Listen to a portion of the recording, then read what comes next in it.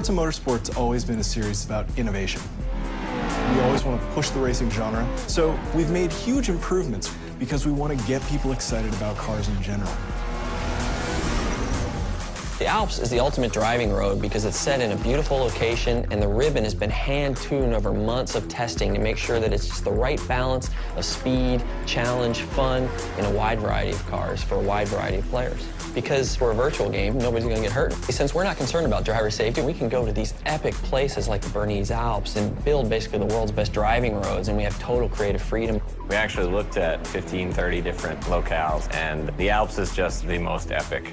The landscape is so surreal, it's crazy. I mean, these mountains are very different from any mountains you see anywhere else. I mean, it's just, with all the jagged peaks. We are on part one of a trip that will take us through Switzerland and Italy as the guys from Turn 10 gather source material and basically inspired by the entire trip. What we're gonna do is find the most amazing areas we possibly can and photograph them to no end. We took a really long elevator ride after a train ride and a long walk and another train ride. Took a while to get up here, but oh my God, it's worth it. Did you guys see the background and everything? Yeah. So right now we're at the Grindelwald region of Switzerland, and we're taking reference photos. We mount a camera to a tripod on a panorama head. The panorama head enables us to take pictures in different increments and multiple exposures.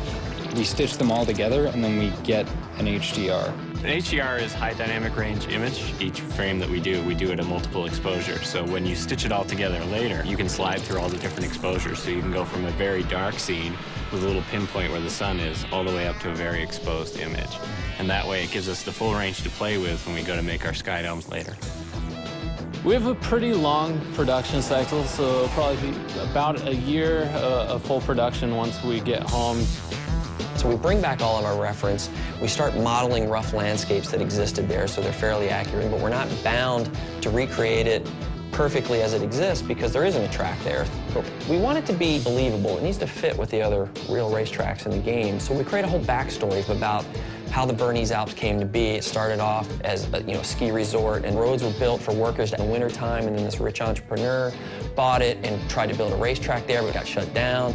So by creating this rich backstory, everything is there for a reason. It's believable.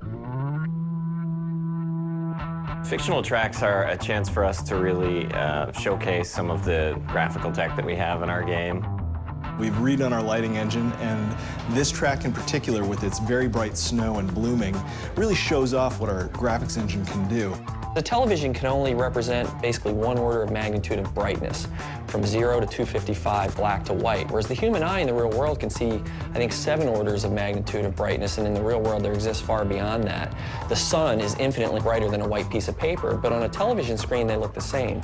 Well, we found a way to basically reverse engineer that at full HD resolution on the Xbox 360. So what we do is we captured high dynamic range images of the world, and that gets baked back into the lighting and the reflections on the car, which means the sun is order of magnitudes brighter than a white piece of paper and is brighter than gray asphalt, which basically makes the cars look really grounded in the environment.